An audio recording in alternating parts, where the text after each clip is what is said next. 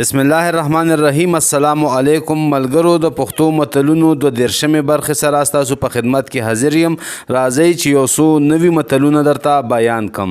د سلو شاباسو نه 1 روپۍ ښه ده.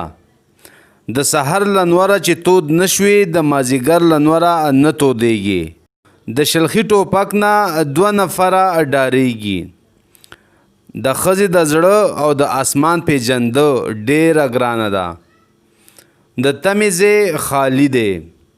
د غریب سړي د خیرات په ورځ غوا ورکه وي. د غل تر شامه تیریږه او د ملک تر مخې مه تیریږه. دا وړی نه شړی کیږي. دومره خوره چې هضمولی یې شي. دومره ګټو چې یې سټو. 2 تورې په یو تیکي کې نه ځایږي. 2 مرغان یوه جاله خبر نه دي یو د بل د حاله. 2 ګیدړانو زمری وژلی دی او داسې هم وایي چې 2 ګیدړانو زمری تختولی دی. دیوال نم زړوي خو انسان غم زړوي.